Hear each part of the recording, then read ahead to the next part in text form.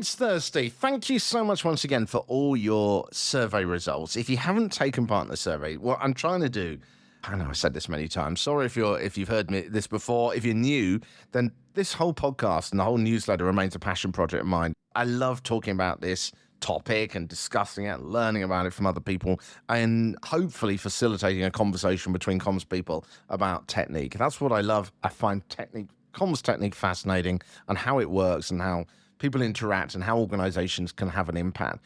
But I only have a certain amount of time in the day. And so by taking part in the survey, you can help me to understand what I actually need to do in this so that I'm not just wasting time. Right, Thursday's podcast. I've got a fictional scenario coming up for you in just a few moments' time, but I just wanted to talk very quickly about US politics. No, don't stay. Woo. Don't go running away. As usual, I'm not interested in the policies. That's not the point. I'm interested in the comms and what we can learn from the comms strategies. And often I think it's not even necessarily a clear strategy. It's just the way that people are. But if people do things really well, we can replicate them. And in this particular case, it was Alexandria Ocasio-Cortez. Hopefully I've said her name. I'm not American, I'm afraid. And Donald Trump. You know, there may be political opposites, but when it comes to audience engagement, they share some very clear similarities. You know, both are disruptors who have kind of redefined how leaders connect with audiences, not as traditional politicians, but as influencers. And I think this is something that you see them acknowledging in each other.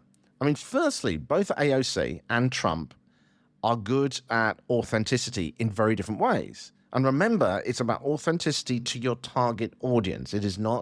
There is no one authenticity. It's about how you relate to the audience you're trying to reach.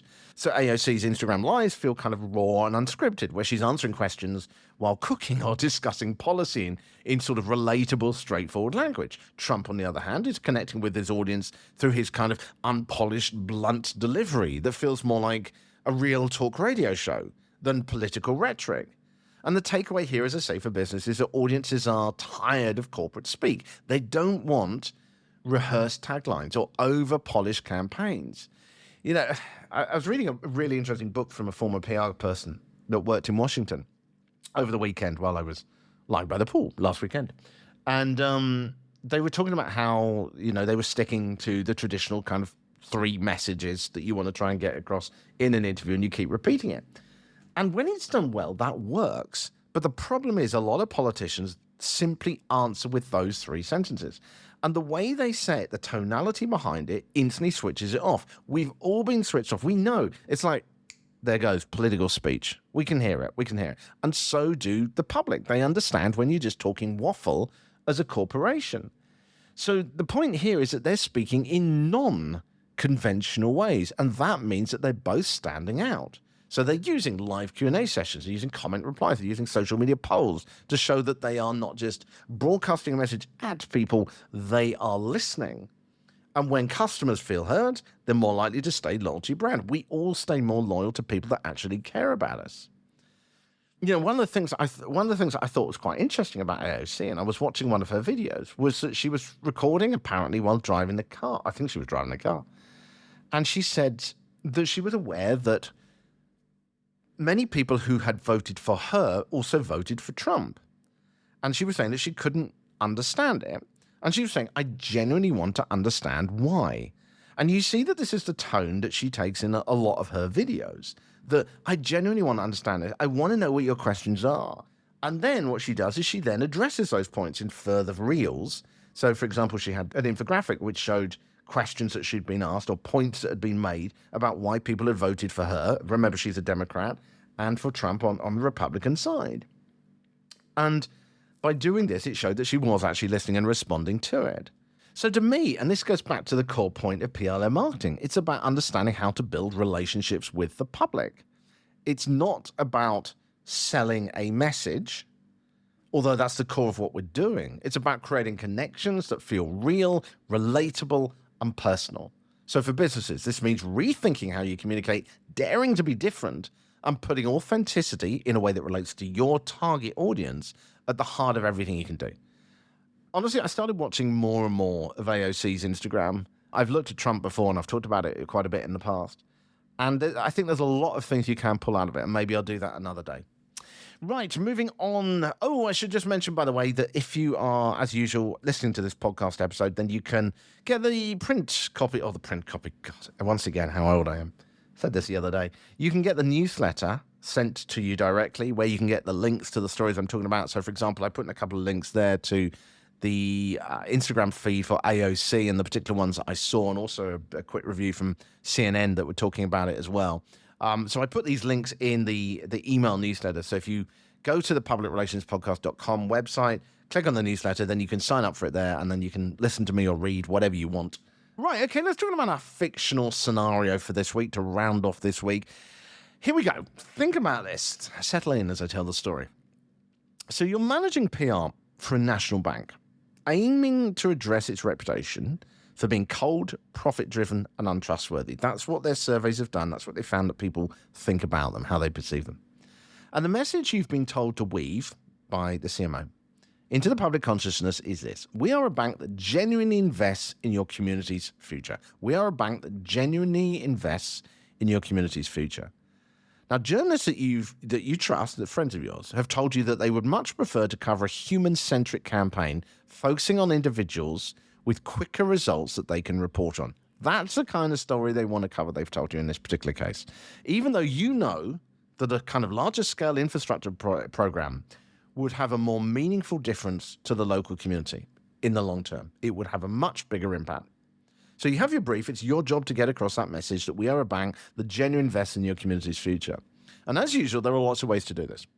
But in our scenario, as usual, you have to pick one of the two options here. Firstly, do you launch your community's banker campaign, which is going to be a social media campaign where bank managers go out and give personalized advice to local businesses and to individuals in their homes about their finances, all filmed for social media and highlighted in branches and at community events? Or number two, do you do a Create Community Builders campaign, which is a program which you lead that encourages local businesses to fund key local infrastructure projects, e.g., parks and youth centers and stuff like that, with community input, and obviously celebrated it in public ceremonies. So what are you going to do? You're going to do the first campaign or the second one? Do you launch the community's banker, where they go out and actually visit businesses and individuals, or do you create the Community Builders program, where you encourage local businesses to fund key local infrastructure projects? So that you're actually having a longer-term, bigger impact. What would you do? This is what I would do, but as usual, I'm always fascinated by you, and I love these scenarios because they get you thinking, don't they? Option one, certainly to me, sounds like the one that is going to have the impact that is going to get people to notice you. And one key thing we've heard already is that journalists have said to you that they're more interested in this first type of story. So if you then go along and give that to them, and you already know they're interested, it's far more likely to get covered. And that story, I think, immediately has a far broader appeal as well. It's got a human focus, and I think it's going to resonate much better. You've got bankers, instead of sitting in their ivory towers, going out and actually talking to people and making a difference. And then also, I think, what I would do as well is you have in your bank, you'd have your top star people, or you'd follow up with them. You'd find out how their progress is going. The downside, I think, is it can be seen as being just a PR stunt. But I think the majority of people are going to see this in a more positive way if you go and give them practical advice. So when the banker goes into that business, right, you may not talk about their specific financial issues. Obviously, they're not going to do that. But you come out and you get the banker come out and you say, well, look, these are some of the fundamental things I covered in there, which I think can apply to every business in our local area. And you start giving it real value, real authenticity to it. So I think providing you have a genuinely valuable content that provides genuine advice, then you've got something. I think the problem with option two is it's just weak. It's the typical kind of thing that organizations do all the time, whereby they want to act as facilitators so they don't have to put any real money into it and get other people to spend their money while claiming some credit for it. But also, this kind of thing is just being done all the time. There's no story angle to it. There's no particularly unique, interesting, or reportable thing about what is going on. Now, yes, if you genuinely bring those businesses together, the chance of having longer-term impact on the community is probably higher than the first one. But ultimately, the job here, I think, is to represent your business. I think PR sometimes is like being a lawyer. You've got to think, what is the objective that I have been paid to deliver? And how can we get the organization who are employing us to achieve that? So in this particular case, on all those fronts, I would go for option one. But what would you do? What would be your approach to this? Remembering that you have to pick one of those two options. So why would you pick that option? I would love to know. As usual, you can reach out to me on LinkedIn. It is Richard Midson, Midson, Midson. Right, I am now quite literally going to go and have a look at all the results from the survey for the newsletter.